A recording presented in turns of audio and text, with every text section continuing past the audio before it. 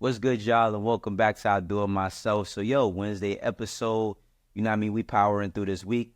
My energy been right. I ain't gonna lie, y'all. I've been in the gym this week, and I've been scared to, like, work on core my whole life, right? But now at 41 years old, I started to see that I'm starting to get a little pudge around the stomach area, and I've been working on core and doing abs and all that. And when I tell you I'm getting my ass kicked every day, but it's all good. We gonna have a transformation over here, you know what I'm saying? And I'm not trying to run for no beauty pageant or nothing like that. The thing about it is that I just wanna be fit. You feel me? I wanna be confident in myself. I wanna take off my shirt and look at myself in the mirror and be happy. Pause, I'm giving up a lot of information. Nah, I'm playing. But like I said, man, this is Wednesday. I Do It Myself. Today we are talking about a few things. First and foremost, let's shout out Drake. So today is September 24th, 2024. And back in September 24th, 2013, 11 years ago, Drake dropped Nothing Was the Same. Much love and respect to him. I think that he made an album that will live forever. I mean, people might not consider it a critically acclaimed classic, but if you go back and you listen to that album, you'll remember exactly where you was at, what you was doing, and who you was around. And I think that Drake made something for the ages, you know what I mean, that we can all celebrate. So shouts out to Drake. Now, with that being said, we are talking about T.I. and Boosie, right? So, T.I. and Boosie, they were seen pulling up on their son's videos, King and Tootie, I think his name is, Tootie Raw. And they had some choice words for them because they were shooting a video and they had guns. Let's check out the video right quick. Let's do it. Like you treat yours. Why y'all got so much time, bro? Why y'all always gotta have guns? What is it about the guns, man? It's not illegal to have guns. Well, in the manner in which you portraying in the lifestyle, don't look legitimate, sir. Because I'm not supporting. I'm not Can't do supporting. it. I'm not. What kind of parent don't support their kids and then goddamn slide, Come on, ride, popping it? And You then got a gun in your book, sir? so 12 pull up and they say, hey, who do you belong to? Who raised their hand? Somebody got to raise their hand. I've been seeing him around too there a lot. You gonna raise your own hand? I've been seeing him around too like that. Huh? Well, when you got drugs, it ain't like. I know that. When y'all got drugs around those legal guns, They called it's not legal. possession of a firearm and commission of a crime, sir. That is a felony. Yeah. Thank you. Hey, man, ain't free. Come out of court. I can't believe. Yeah, man. So, who would have thought, right? I mean, a couple of months ago, I think it was last year, Boosie and T.I., could have been last year, could have been the year before that. I ain't gonna lie, life be a blur nowadays.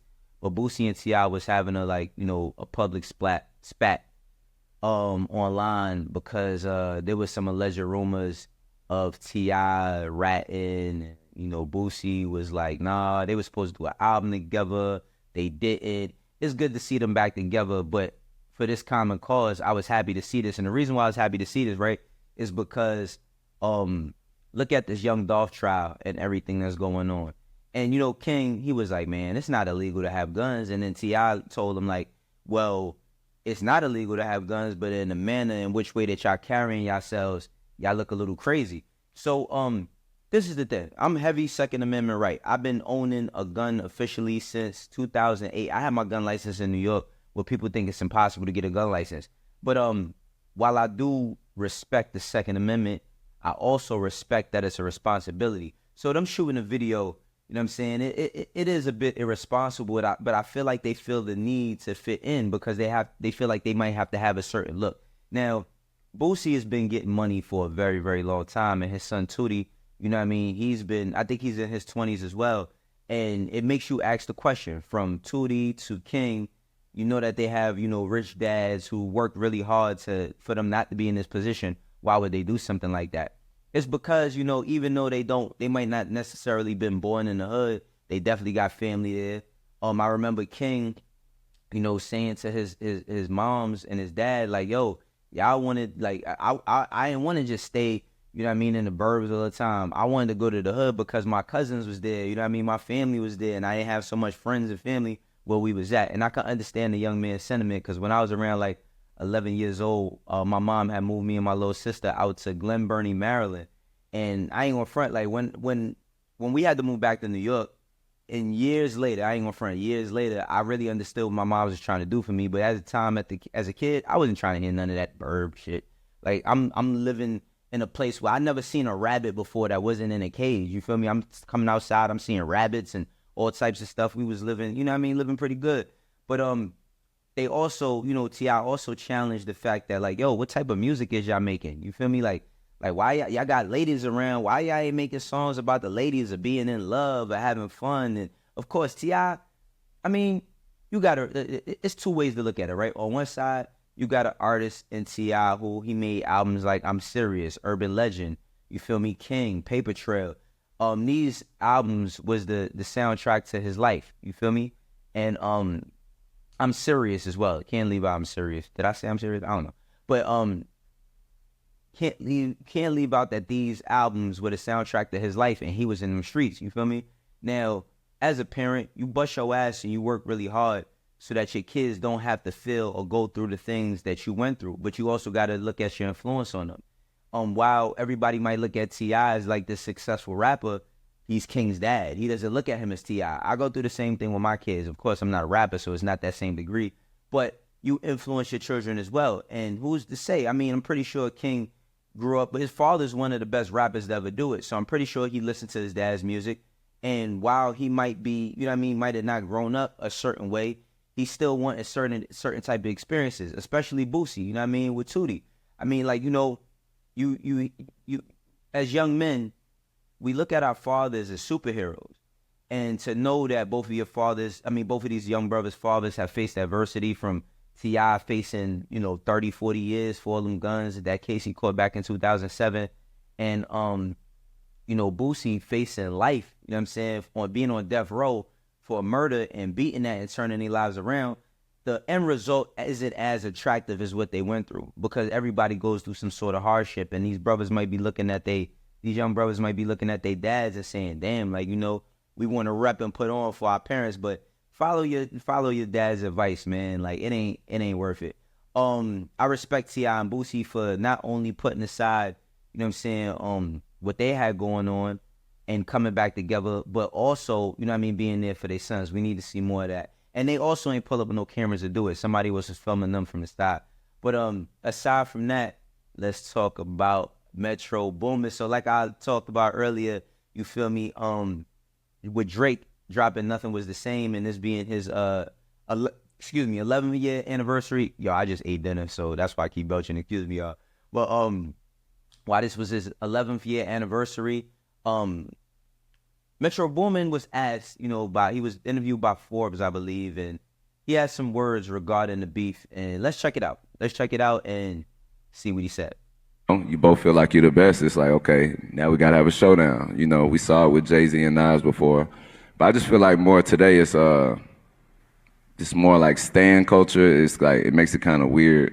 Because like back in the day, like Jay-Z and Nas went at it, but like I was a fan of both of them, and most people were. And it was like, okay, it's okay. It's not like, okay, I hate this side, I hate this side. It's like, the internet just makes it a little too wild now. But I feel like, it's good for the game. And as far as me being diplomatic, I mean, it's just entertainment at the end of the day. And, I have love and respect for all my collaborators. And, I just want to see everybody do the best and continue to help push this forward. Because we're all here to, deposit in and. Yeah, so, Metro, he basically was talking about, the whole Kendrick versus Drake beef. And just the place he stood in between there, because he was the one who created the beat for Like That, and Like That is the record that sparked off the beef of the century. And he basically, what he's saying is real. Like, it's just real shit. Back when Jay-Z and Nas, they had, Ether and Takeover and Blueprint 2 and Last Real Nigga Alive, and J-Sub, Nas on PSA, they shooting, nobody dying, somebody better, but somebody body or somebody iron. You know what I mean? Like, it was a lot of subs back and forth. before they had got back together for the I Declare War show, everybody did pick a side, right? They did pick a side because you had people who loved Nas and you had people who loved Jay. But culturally, we were different in the sense of like, there was no social media. So these conversations is the ones that happen in the schools or on the bus or the train. I'm from New York, so it's the bus or the train. You riding on the bus or the train with your friends, the barbershop, you feel me? The block. It was always a back and forth and a debate over who won and who was the best. But the Kendrick Lamar versus Drake beef, it really did get nasty because we couldn't appreciate either one of them as artists. You feel me? Like on one side, you got people who feel strongly that Drake is just the greatest hit maker, the greatest artist ever. Nobody can compete with him, and he's just gonna demolish him and do everything. Like Jay Hill said, watch this right quick. I just feel like if it had to be a battle, I think Drake is smashing Kendrick. So yeah, man, everybody had their side that they stood on and what their takes was, but it really got nasty to the point where, the people who hate, who love Drake started to hate Kendrick for absolutely no reason and vice versa. I don't think that there's a time that you should be able to say like you hate an artist just because the artist that you like is beefing with them, because at the end of the day, they just making music for us to appreciate. Even in the rap battle, like you got, like still to this day, I go back and I listen to Euphoria. Not like us, I ain't even got to turn it on. That shit is everywhere. You can't run away from it. But I'll go back also and I listen to Family Matters or Push Ups. Same with 616 in LA. Same with, well, not Meet the Grams. I ain't really listen to Meet the Grams a lot. But Family Matters, you feel me? Like they made a lot of good records and it was a great moment. I haven't listened to the Taylor Made freestyle, the Biggie, not Biggie, Tupac and Snoop joint. But honestly, I'll say, man, like, yeah, the stan culture had kind of ruined the moment, right? Like, now don't get me wrong, it was a moment overall for everybody. If you love rap, if you love bars, like this shit was for you. And I feel like the best rappers had the rap. So it's made people go back in the booth and kind of rethink where they at with the shit and really step their games up. But aside from that, man, you got the freedom to listen to everybody.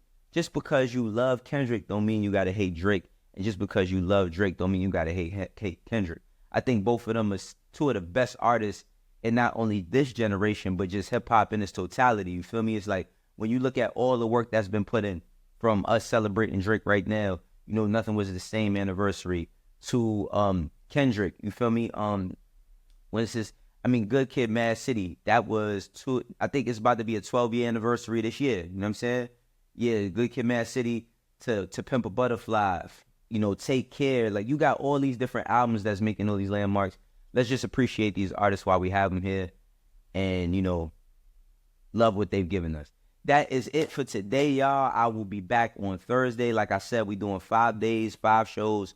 I usually do 3 for the people that's new to the channel. I appreciate y'all for pulling up. And yes, I appreciate all the conversation that we have in the comments. So jump in the comments. I'm going to get in there with y'all. We going to debate if we have to, but let's keep it respectful. And for the ones that rock with me, you know how we doing. For the ones that don't, eventually will. This is I Do It Myself. Catch y'all Thursday. Peace.